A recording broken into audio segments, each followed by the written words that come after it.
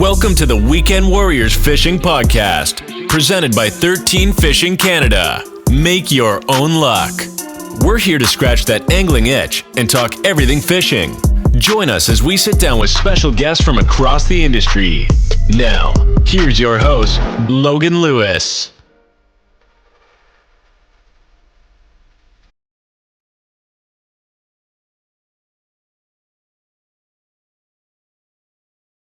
What is going on? Welcome back to another episode of the Weekend Warriors Fishing Podcast.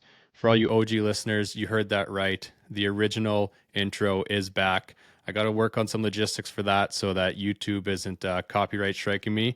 But for everyone on Spotify, Apple, all those other platforms, I plan to continue using that intro. I'm your host, as always, Logan Lewis, and we've got another exciting episode spooled up for you today. This is episode 97, which is going to be part 2 with Dr. Chris Summers. This one doesn't focus on the spawning as much, deals more with what happens after you release a fish, some of the recaptures they've had, and we even get into a little bit of live scope talk from a biologist perspective and kind of what he thinks about it near the end of the episode as well. So you're definitely going to want to stay tuned till the end. As far as that intro goes, just wanted to have a quick survey go out there for anyone who had messaged me saying they missed the old intro. Was it the beat or was it the voiceover for that? I want to kind of figure that out, as if it was just the voiceover, I can work with something there and make it work for YouTube as well. Because anyone listening on YouTube, that part's going to have to be muted so that the copyright strike does not happen. Just a little housekeeping there. Wanted to get to at the start of this episode,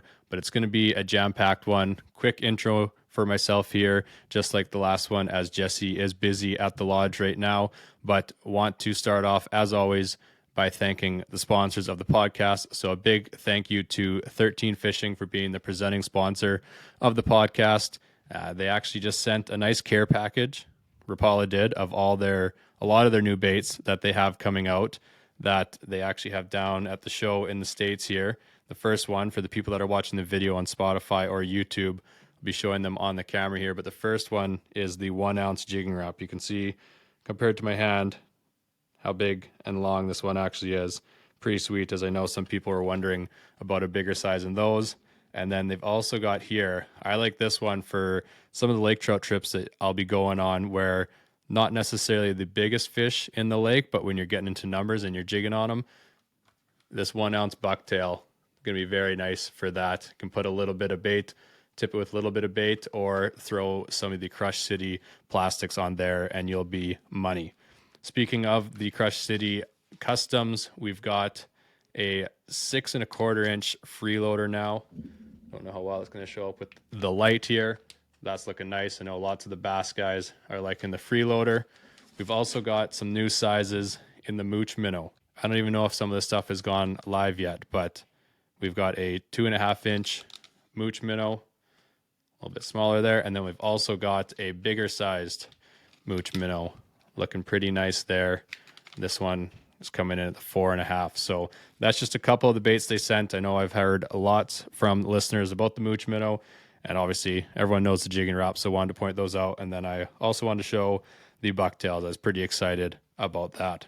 If you're interested in any of these items or some of the ones they already had out there, you can head over to the Rapala Canada website and use the code Weekend Warriors. That's WKND Warriors to save yourself 15% off the entire website. Next up, I want to give a big thank you to the Saskatchewan Wildlife Federation for being a sponsor of the podcast for, I don't know what that is now, 3 years, 4 years almost. It's been awesome having them come along for the ride. You can find your local branch, get your membership. I always like to mention the magazine. Jesse, coming on with more of the hunting background as well, likes to mention the land access that you get as well. But it's a great thing. Comes with the stocking program that they do that we've talked about a bit in part 1 here, and lots of other great benefits. So head over to the Saskatchewan Wildlife Federation, find your local branch, and get your membership today. That basically wraps it up for me in the intro here. Going to get to part 2 with Chris Summers right away. Just want to say good luck to everyone fishing the Sask Landing Walleye tournament this weekend, the weekend of the 19th and 20th. And I'll be going the opposite way for myself, and I'll be out at Last Mountain on Saturday for the whole day. So if you see me out there, come say hi. The bite's been great there, and I'm happy to finally have the time to get out there and experience some of that, as I haven't been out there since early spring, I believe. So without further ado, we'll head into episode 2 here, part 2, with Dr. Chris Summers. We were talking about Last Mountain at the start a little bit. Things have been popping off there. You've been getting tons of tagged fish, and with that comes questions, obviously. So we had 4 things here to cover and kind of see where those go. But the first one being, kind of going in with the spawning stuff as well, is do walleye grow continuously? Yeah, so it's an interesting phenomenon. So some of the tagged fish that we get, so let's say I tagged a fish 4 years ago, and let's say that fish was 75 centimeters, in the low 30 inches kind of range. An angler will catch it 4 years later, and it'll be about the same length, right? And maybe a little bit of increase in weight, but not, something dramatic. And so I'll send the information back, and then they'll express surprise and say, well, how come this fish didn't grow over the 4-year period? Like, I thought fish grow continuously. And so I've been getting that same question quite a bit from different tagged fish now, especially now that we've had fish out there for 8 years or more as part of the program. And so the answer is that fish they have what's called indeterminate growth, which means that they are capable of growing throughout their lives. As opposed to humans, we have determinate growth, meaning that, you hit a certain height when you're 20 years old and that's it. Right. You're not growing any taller, no matter how many cheeseburgers you eat for the rest of your life, right? You're not getting any taller than that. But that doesn't mean that the fish will grow and that they will grow in big kind of measurable or perceptible steps, right? Especially if the fish that you're dealing with is already mature and large at the time that it was tagged. So a fish that's already 70 centimeters plus is well into sexual maturity. It's well into the top end of the size range for that population, for any population really. And it's just not going to grow that much bigger over the rest of its life, right? So you may get just very subtle extensions in length and you may get increases in weight, but it's not going to grow inches anymore at that point. And so there's a couple of things at play here that I wanted to cover. One was how much a fish grows depends on what life stage it's in. So if it's a juvenile fish, it's going to grow a lot. Once fish hit sexual maturity, they slow right down, right? And so it goes back to that thing we were talking about where now you don't need to focus on growth anymore. You need to focus on making little fish, right? So reproduction becomes the key. And then if you're already a sexually mature fish when you're tagged, the chance of you growing, substantially during the subsequent time period goes way down. Right. So if I tag a walleye that's 30 centimeters and is a juvenile and catch it 4 years later, I expect it to be quite a bit bigger. That if I get a fish that's 70 centimeters and get it 3 or 4 years later, I expect it to be basically the same as it was. And so I think the idea that I wanted to communicate here was that, yes, fish can grow and they do grow throughout their entire lifespan, but the amount they grow changes quite a lot depending on what age, what life stage that we're talking about. So anglers shouldn't be too surprised if you're getting a fish that's, say 55 centimeters and above, and it's not growing that much in the time interval that passes. The saying that I often use too is that not everyone is destined to become Shaquille O'Neal, right? Like, so you get a fish that's, let's say a 68 centimeter fish, 26 and a half inches or whatever. That's a decent size for a walleye. They're usually between 5 and 6 pounds at that size. That might be it. Right. That fish might live 15, 20 years and it might not get any bigger. That's just the way that genetics and environment kind of interact with each other to produce fish. So do walleye grow continuously? The answer is yes, they do. But how much they grow in a given time span will change dramatically depending on the age of the fish and at what size that fish was when we tagged it to begin with. Okay. And we had kind of talked before we started recording too, is I had seen a clip that was talking about, do fish just continue to grow? Or is it based on their forage that they have? And would it be fair to say the forage that they have just can maybe help speed up a process? Yeah, so there's, like we talked about just a minute ago, there's a lot of factors at play in terms of how much fish grow in general, right? So if you have large forage, you need to grow large to be able to take advantage of that. Right. And so you will see some fish getting larger in places where you have large forage. Not all fish, right? Because, if you're, we talked about males and females always being bigger. So take Last Mountain Lake. We've been talking about that a lot. Some of the female walleye in Last Mountain Lake are huge, right? And they're, 75 centimeters plus and probably the same age as a male walleye that's only 54 centimeters, right? So that male doesn't need to get as big as the female. So it doesn't get to that same body size doesn't capitalize on those huge Cisco. It's probably eating a more varied diet of smaller fish. So the things are working kind of in concert, right? You've got your what prey are available, what opportunities are there, and then, how long do fish live and how rapidly can they grow? They're all tied together. No, that makes sense. And I guess with that, talking about how old the fish is, that was kind of the next part, is how old is the walleye caught and how long do walleye live in a lake generally? This is one of my favorite topics. And so I spend about half of my time wondering about how old fish are and then having students do projects on aging them. And the cool thing about fish, most anglers will know this, is that they grow incrementally like trees. So, you can cut a tree, you can take a cross section, you can count the growth rings. If you have the right structure from a fish, you can do the same thing and you can estimate its age based on these annual growth rings that it puts down. So we've done that for a few populations. The Ministry of Environment in Saskatchewan is continuously doing this for all of their assessments. They'll collect what are called otoliths, which is the inner ear bone of fish, in order to count these rings in the bone. And Last Mountain Lake is, it's been on fire this year. We've got a lot of large fish coming out of Last Mountain Lake. And if a fish is over 30 inches in Last Mountain Lake, chances are it's going to be 15 years or older, and maybe even closer to 20 years old. As you go further north, the fish in that same size category are going to be relatively older, right? Because colder water, less growing time, it takes a fish proportionally longer to get to that same size range. So a fish in that size range in Tobin Lake is 25 years or older.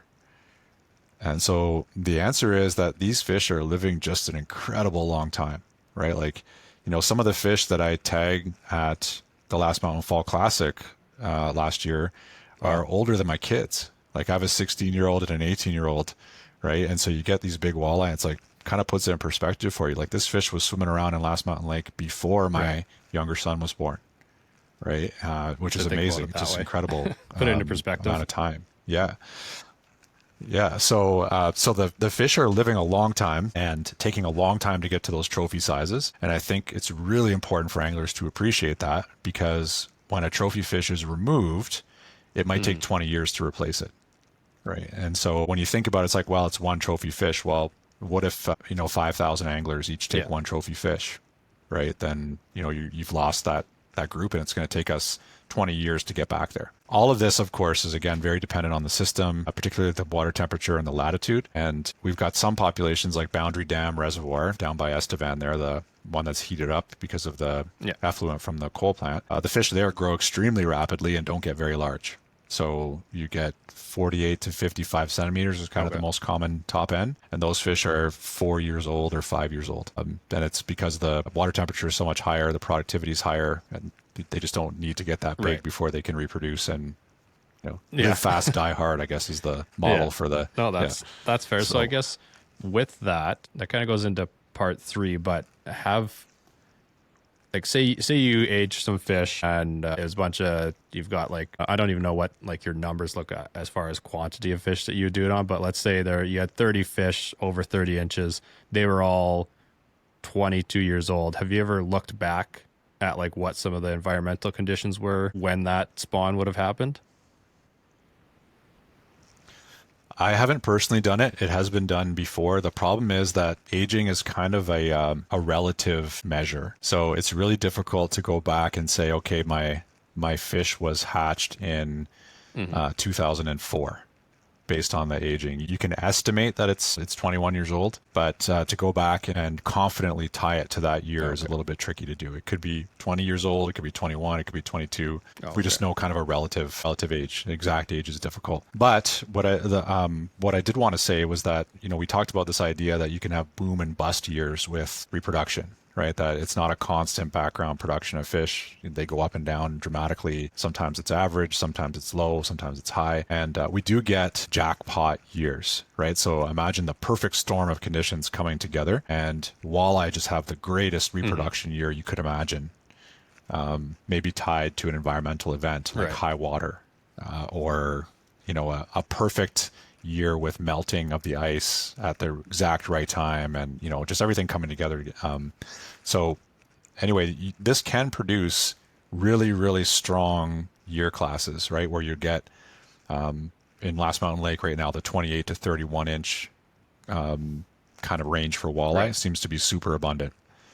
probably those are associated with a jackpot event that happened 15 to 20 years ago, right? So if we look back in the, at the Environment Canada weather data, or maybe at the some kind of lake water level data or something like that, I bet we could probably come up with a hypothesis about what maybe triggered that, but tying it exactly to the date would be a little bit hard. So the point I wanted to make is that you can have these really strong year classes, or even maybe a few years in a row. Imagine you have the same conditions that are really, really good for 2-3 years in a row. You get these really big productions of fish, and you see these pulses going through the system where they're super abundant at a particular size. And I think that's what we're seeing in Last Mountain Lake right now, is that potentially around 2007, so 18 years ago, there was some really good favorable conditions for walleye, and we're now seeing this just super abundance of bruisers coming out of that system right now. That would have been maybe it was 2007, 2008 financial crisis. No one could fish, and they just got to have a really good spawn. Maybe that could be it. Yeah, I know that is when I moved from when I first came to Saskatchewan. I lived out in Capel, just east of town on Highway 1, and I moved into Regina. It would have been around, I think 2008 actually. And I know I paid double for my house because houses somehow seem to get expensive while the rest of the economy was collapsing. So I don't know. Anyway, that checks out. It was a weird time around 2008. So, 2007, 2008. And so you can imagine again, the thing to really appreciate is that when folks are out having a day where you're getting 4, 5, 8 fish that are 30 inches plus and 9 to 12 pounds, those fish may have been in there for 18 years. That's why it's important to take care of them too when you're handling them. Yeah. And just to, I don't know, somehow it makes me appreciate the animal more. Like you're holding a fish in your hands. That fish's been swimming around out there for 18 years. It just, I don't know, it brings something to life for me that I appreciate. I think lots of people, when they first get into fishing, I think they think that it's a quick growth and don't realize the years that can be behind that fish that you're dealing with. Even like you said, if maybe it's a male and it's being more around that 55 centimeter range, and it still could be just as old as one of your bigger females, and people might look at those different, just think, oh, this one's just half the age of the other one, or something like that, right? But it's the age of things is huge, and it'd be interesting to know. I don't know much about Lost Mountain, say like 30 years ago, 40 years ago, like kind of what the fishery was like. Has it always been a big walleye producer, or was there, like you said, something that went on that could have changed that? It'd be interesting to know that history behind it. I don't know if you've heard anything, or I've seen some reports, technical reports from the fisheries unit, and my understanding is that Last Mountain Lake has always been a big walleye producer. In fact, it may have been even more productive historically before some of the water control structures were put in for management of the lake level and the amount of water in the marsh systems at the north and the southern end. So basically, there were probably more tributary spawners, like stream spawners in that lake. Historically, those may have been lost kind of in the middle 1900s and onwards. And then now we started to take some of those control systems away. So north end of Last Mountain Lake, the dam at Lanigan Creek is now gone. And at the south end of the lake near Valeport, the barriers to fish passage from the Valeport Marsh there into the Capel system are now gone. So you've got the system opening up again. We've got good productivity. We've got good water levels. So I think we may be returning it to more of what it was like historically, but I think it's always been a very big producer. And kind of last one before we get to our icing on the cake for the episode. This, I guess, more just personally wondering, kind of two-part, as far as, have you aged any walleye from Buffalo Pound? We have aged some just sort of unofficially. So there's the hardcore aging where you sit down with the microscope, and we do it with 2 different observers, and we have to have all the checks and balances in place. And then there's the more kind of back of the napkin approach where I grab an opercular bone off of a fish while we're one that dies by accident, and then scrape it off with my thumbnail and look at it. So we do see walleye in the kind of 10 to 12 year range for sure in Buffalo Pound, but I don't have a good age profile to describe for you. It's a 3-part question because of that. Like, I guess, like, you're obviously not pulling, like, what do you think the biggest walleye you've probably seen in the spawning nets there is? The biggest ones I've seen are in the high 60 centimeter range, so Okay. 67, 68 centimeters. And that, if I do a quick conversion in my head, I believe that's in the 26 and a Right. half inch kind of Okay. range, Checks 27 out. inch. So not into the same world as Last Mountain Lake, for example. But what's the critical factor that's missing? Cisco. Here's the quiz for you, Logan. You got it. There's no Right. Cisco in Buffalo Pound. So yeah, so we don't expect them to grow as big, and the Buffalo Pound itself doesn't offer as much sort of deeper water Right. and kind of transition type stuff that walleye typically like. So, but I would hazard a guess that it's the Cisco that make the difference, and there's no way that Cisco can live in Right. Buffalo Pound Right. because And it's too that's, shallow. So I kind of thought about that. And then also from talking to you and listening to some of your talks, like the way fish move around too, it could it be easy to say that once they are getting to be a certain size, they just end up leaving the lake and maybe they end up down in the chains or wherever else into some of that deeper water? yeah, I don't know what sort of scale that happens on. We have seen it happen several times now where fish are moving between the lakes that are all connected by the Capel River. We have thousands of tagged fish out there, and we've seen Okay. it just a handful of times. And so it's really hard to say, is it a major strategy that fish use? So, everyone who gets up to 67 centimeters Right. just bolts from Buffalo Pound and says, okay, that's it. I'm heading for the chain lakes. So, but it will be interesting to see how it, Okay. how it pans out over Yeah. time. So that I kind of just wondering that because I didn't, I haven't seen many. I think like the biggest I've caught there is maybe in that 24-inch to like 25. I have heard of a 20, I don't know if it was 27 or 28, something like that, but that's like, I've only heard of that once and it was my buddy. I just can't remember the length of it, but yeah, I've always kind of wondered if this is like they get to a ceiling and it's based on the body of water, if they leave. Sorry, girlfriend was just asking if I wanted pizza for supper.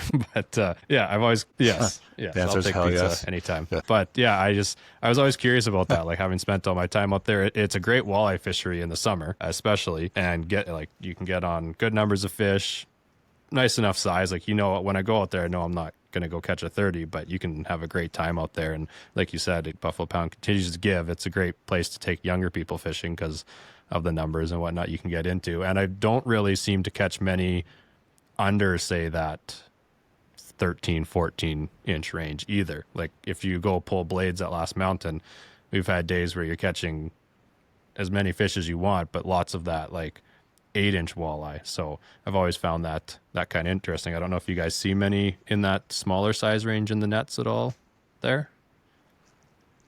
Yeah, we get a fair number of them, not in the spawn camp nets, Okay. but in survey nets for sure. So they're out there. It may just be a Buffalo Pound phenomenon in that the lake itself is, it doesn't have that much Right. structure compared to some other lakes, and so the young walleye are probably huddled somewhere in terror that they're going to get eaten by something, right? So yeah, so I think it's probably just a matter of finding them, right? If you were in the right spot, you might get into Right. a good pod of small And walleye. speaking of finding them, that was kind of the icing on the cake. Getting a doctor's point of view on the forward-facing sonar technologies that definitely in the last couple of years their usage has gone way up. I think they kind of were priced out a little bit at the start, and people maybe didn't understand it as much. But now it's pretty common to see them out there on most of the boats, especially some of the more popular fisheries. So we were kind of going to touch on that a little bit. Yeah, I've been talking to people quite a bit about this, and some people still aren't sure what we mean when we talk about directional sonar or live view sonar. So just very quickly, what we're talking about is sonar technology that is in real time and is much more like sort of rough camera footage than the traditional sonar, which is, sort of cartoony blobs Right. and streaks and that sort of thing. And the directional sonar allows you to scan either ahead of your boat or off to the sides of your boat and to locate fish that you would not view with a traditional sonar. And if you think about how traditional sonar operates, the transducer is usually at the back of the boat and you are seeing what you drove over basically Yeah. as you're already passing by. You don't really get much behavioral information. You don't get any kind of advanced information about I should go, over there. Whereas the live scope or any of the other technologies that are similar, you can put the transducer on the front of your boat. You can scan ahead and you can see, fish off in the distance that you can move towards. You can also get very detailed information about how fish are responding to your presentation, which you could not get with traditional sonar. So the idea behind it is it gives you a tool to search for fish and then also to look at in detail how fish are responding to what you're throwing at them. And ideally, this will help anglers to catch more fish. And so I think the design and the sort of, the motivation for the technology is positive, right? It's meant to help anglers. The question has become now, though, in that quest to help anglers, are we actually hurting fish and hurting fish populations because the catch rates are going to go up so dramatically from this technology? So that's the thing that is on everybody's mind. And why has this become an issue? Canada has not moved anywhere yet towards this, but in the United States, some big money bass tournaments have banned the use of directional sonar, live view sonar, and some states like California, Texas, Florida are now moving towards some bodies of water that do not allow live scope for recreational angling. So sort of like, you're not allowed to use an outboard on some lakes, you have to be electric only. It's no live view type sonar. Like I said, Canada hasn't moved in that direction at all. We don't have any jurisdictions or any events that I'm aware of that don't allow you to use live scope yet. But what happens in the United States, usually we're not far behind, at least in terms of trying to understand what the issues are. So from my point of view, the whole thing kind of revolves around the idea that live scope is going to increase catch rates and that is going to somehow translate into higher mortality or higher harvest rates or higher rates of catch and release injury, and that is going to reverberate into a decline in fish populations. And I haven't seen any evidence that any of those things are happening yet. There are no real hardcore scientific studies that say someone who uses live scope catches 6 to 8 times more fish, and because of that, they kill X number of fish from delayed mortality. Have not seen any hard numbers there yet. So as a scientist, I'm a hard numbers guy. I don't really form opinions that well without some kind of data to go with it. It's just contrary to every fiber of my being. And I think, studies will come and we will have more information to base this on. My personal opinion, though, you asked for, when I was a kid, traditional sonar was just becoming widespread, right? And so the first boats that I fished on Lake Ontario had a roll of paper in the back, and the sonar image was written on this roll of paper, sort of like like a seismometer when you're measuring earthquakes, right? Like that needle is. And when that traditional sonar came out, the same thing happened. Everybody freaked out and said, it's not fair. Everyone's going to know where the fish are. Yeah. The fish are going to get all fished out. So the live view argument to me is very reminiscent of the traditional sonar emergence back in the 1980s. So ultimately, I guess what my opinion is that I'm on the fence. I don't know that there's anything to be concerned about yet. I haven't seen anything that suggests that the world is going to end because of live scope. At the same time, I think we need to ask anglers to be judicious with their use of it. And there may be some sensitive populations of fish that, that can't take the extra pressure. I know that in the last couple of weeks, I've seen news articles coming out of northwestern Ontario, and there's a few lodges there that are concerned about muskie populations, and that directional sonar will allow anglers to hone in on muskie in a much more targeted way than they could in the past. And the muskie has always been fabled as the fish of 10,000 casts, right? What if you could eliminate 9,900 of those casts with the use of a live scope? So there may be some validity to the concern in certain populations and circumstances, but again, we need to see the facts, right? We can't really go based on on fear mongering or kind of feelings. We need to know exactly what does live scope mean for changes in catch rates, changes in catch and release injury, mortality, changes in harvest rates, that sort of thing. I kind of back to kind of describing the live imaging. It's kind of hard for someone to understand it if they haven't seen the traditional sonar as much or the live, but correct me if you think this is wrong, but I kind of explain it as, if you think of like a heartbeat monitor, I think of that as the 2D sonar. And then if you think of like a really powerful ultrasound, I guess, if you want to say that, as the live scope, you can turn it around, you can see kind of where you're looking, get an image. And whereas with the 2D or even your down imaging or your side imaging, it's all stuff that has happened in the past that you're seeing. You can see real time directly there. Like if you pull up on a mark and you're sitting on top of a fish, that looks different than a mark that you drove over and have since passed. And you can kind of see Like if it's, say it's a lake trout and you're jigging lake trout, you can see them chasing up and down, but that all you're seeing on the screen still is past, and you're having to interpret real time what's just coming onto the screen. Whereas with the live scope, you can literally watch and just be watching this whole game go on under the water with your lure and the fish. So I think that kind of helps describe it sometimes. I kind of use that as a quick example, but I think, like you said, it all depends on the people. I think maybe when maps of lakes first came out for your fish finders, well, now the fish can't hide anywhere, right? Every single point, every sunken island, all that. So now guys know exactly where to go. To me, with lots of it, people already know the spots, right? And so they're going to be fishing those spots. And now it's just, I guess with the live scope, they can pinpoint it a little bit more as to what's there, and also know you can scan it pretty quick and go, okay, nothing's here, on to the next spot, right? I think that's maybe one of the bigger things for breaking down the water. And I think some of the tournaments, like you mentioned, have gone to, you can only have so many inches of screen on your boat to kind of combat that too. So I don't really, like, I use it and I have a lot of fun with it, but I don't keep fish, and I think my handling practices and everything are pretty good. So I feel like I fall on the side of responsible with it.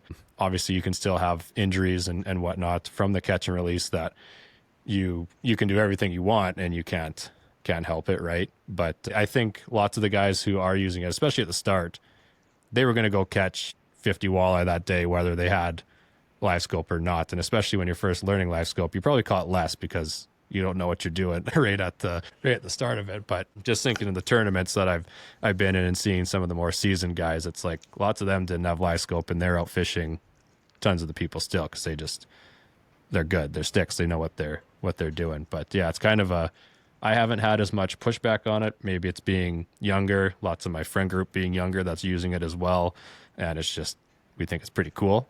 But I've listened to some of the things that it does seem to be more of a stronger opinionated topic down in the States, I think. But it'll be interesting to see kind of what goes on there with all of that, because there is a lot of money behind things, and like we've talked about, money kind of talks too, as far as funding for things too. So I think it'll be interesting, but it's cool to see what you thought. Like, have you got to use it very much? Yeah, actually, I bought a live scope, a Okay. Garmin live scope ice bundle for my lab, because we do a lot of ice fishing research, and that's the context that I've been able to use it in most. And it reminds me very much of using an ice fishing camera. You're just not limited by having a cable and Right. the little bit of depth that you get with your and so you can I can recognize the species of fish based on the profile on the live scope, and you can watch them, how they respond to your presentation. And I kind of like it when I have my kids out or when I have a group out, and you can actually have the live scope pick up 3 or 4 different lines in the water at the same time. And so, I mean, it's a great tool, and I like you, really enjoy it. I love watching the fish. I'm not convinced that it's maybe a better angler. I think it's made me worse in any way. Like I spend a lot of time watching the images on the screen and maybe less time actually adjusting what I should be doing for my presentation. And it's just because I'm fascinated by fish behavior in general. So what I ultimately think, though, is that it's a tool like any other tool for angling. And as long as that tool doesn't make you feel like you're empowered to behave badly or unethically, it should be fine. So you talked about seeing fish on Last Mountain Lake in 60 feet of water, right? You could see that with traditional sonar. You could see it with live scope. The decision as an angler is yours to say, okay, I can see with my live scope that the fish are all out in 60 feet of water. Am I going to go and catch and release those fish knowing that they're going to have severe barotrauma? And the live scope is not the deciding factor in that equation, right? It's you as the angler making the right decision. Or you've been out on the water and you've caught 150 walleye and released them. Yeah. Maybe it's time to go home, right? You don't need to catch 200. That kind of thing is completely independent of the live scope. It all has to do with the philosophy and the education of the resource users themselves. And so as long as we keep up with our education and our communication, and we make sure that our rare scenarios, say sturgeon or muskie or something like, these sensitive populations, maybe there are certain scenarios where we need to do something. But as a general tool, I think live scope is cool. And, like, I don't know if you've seen it, and I could be like, I don't know much about the fishery, but the paddlefish, have you seen the live scope with that? I haven't, but Right. that's a snag fishery, so it seems like that might be a scenario where the live scope might give you an advantage that, but again, snag fishing is, Yeah. we could argue the pros and cons of that as a Well, fishery to I was begin just with. going to But anyway, say sorry, go that. ahead. I So, interrupted like you. you said, it's already a snag fishery, so that's kind of already maybe something. But now with the introduction of live scope, well, now I could see where that fish is, and I know exactly what I need to pull up. And I've seen some videos of that, and yeah, it before it was basically just maybe they're using 2D to try and sit on fish and be around them, but now with the live scope, it's you can find that fish and know exactly when to rip your rod up. Whereas before, the videos I'd seen looked like a lot more blind pulling and just waiting till you'd hooked up onto one. But with the live scope now, it looked insane because you can see your line, you can see the weight coming down. Now I'm at the fish and it's a snag. I don't know how that fishery works, if it's like a tag system and you have to get drawn or what. Like it's obviously not like going out and catching some walleye to keep for supper. I think it's more of a different scenario there, but that's Right. So as we were discussing before, we would have to know if that use of live scope was increasing the number of paddlefish that were being harvested, or if people are just right. filling out their quota faster. Right. So that if you're allowed to harvest, say, one paddlefish, I don't know what the regs are on that fishery, but in the past with traditional tools, it might have taken you a week to go and get your Right. paddlefish. Now it might take you an hour.